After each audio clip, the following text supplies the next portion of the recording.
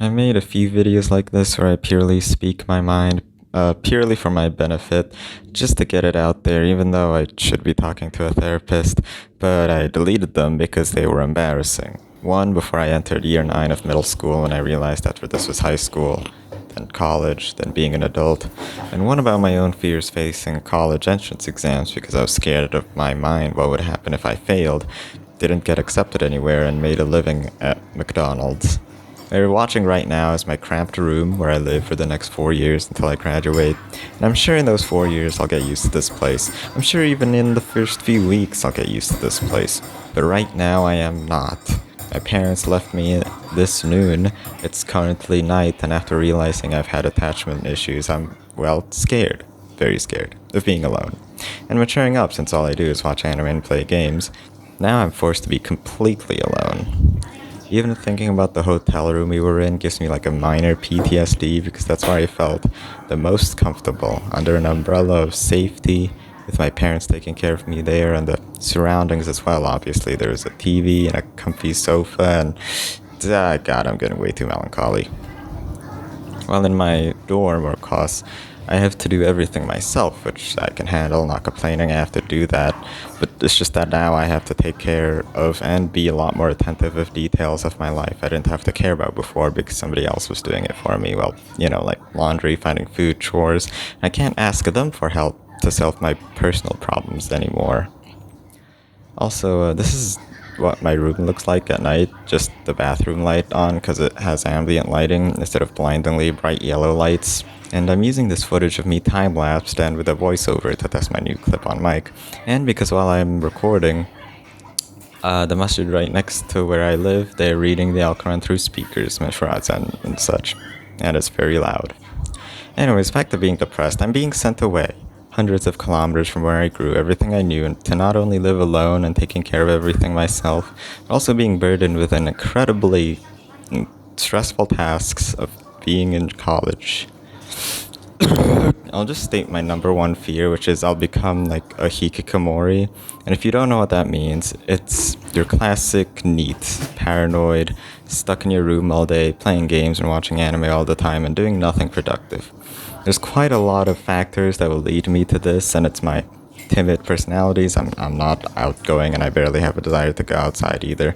Second, because of that, I don't know anyone. I got accepted into ITES, which is in Surabaya. That's like hundreds of kilometers away from my main family and friends. And there's no escape. I do have an extended family that live nearby and that are willing to help, so I'm very thankful for them, but definitely not on the same level of closeness and camaraderie as back in Jakarta. I don't know anyone here. Will I ever break the ice to anyone here about my hobbies and that they'd want to be in my troop of degeneracy discussing anime, tokusatsu, and video games? I'll have to wait for that. For the time being, I can barely call anyone here a friend, or anyone I can discuss stuff I'm actually interested in, only an acquaintance. Actually being stuck in my room might happen since the pandemic is still going strong, so who knows, maybe it'll be full online classes again. Anyway, here's the main point of the video. I had a realization when I was in the bathroom, right before I started writing the script. I keep thinking about what I lost, I suppose. I lost my crutch of being supported by my family. I can't meet my close friends anymore, at least in real life. And now I'm left with nothing. I should drop that way of thinking and think more about the future. I just have a new life here now. I could do more, meet more people, and while I'm not helped by my family anymore, I realize I'm not stuck with their rules anymore and I have way more freedom. Because I literally cannot end a video without relating it to anime anymore. A healthy way I've thought about my situation is just that I've died, got hit by a truck, and transported to a new world, an isekai.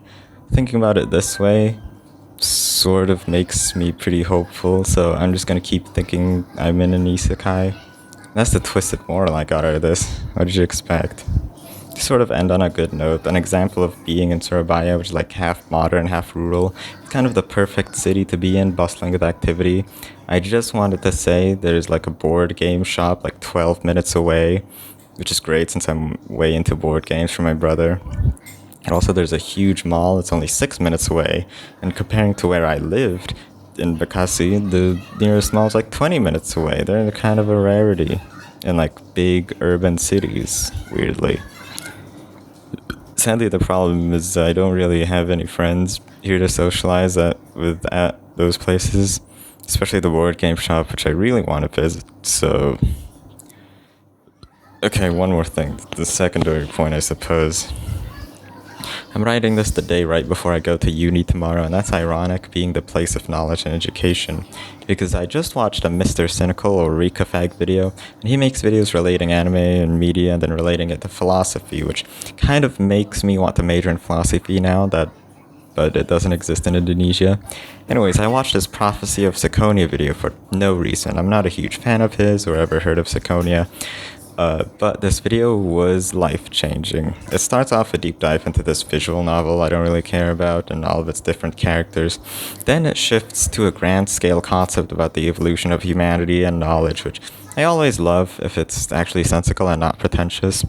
But here it is. Here's the main point. He discusses the humanity and the action of thinking. He states that thinking takes a lot of mental effort, which is why most of humanity doesn't think and instead rolls down the path of least resistance by seeking for easy answers.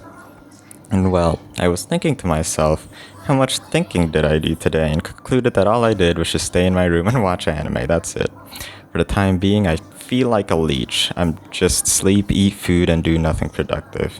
Besides going to the nearby masjid to pray like only twice a day, all I did was just consume other people's thoughts without any input of my own.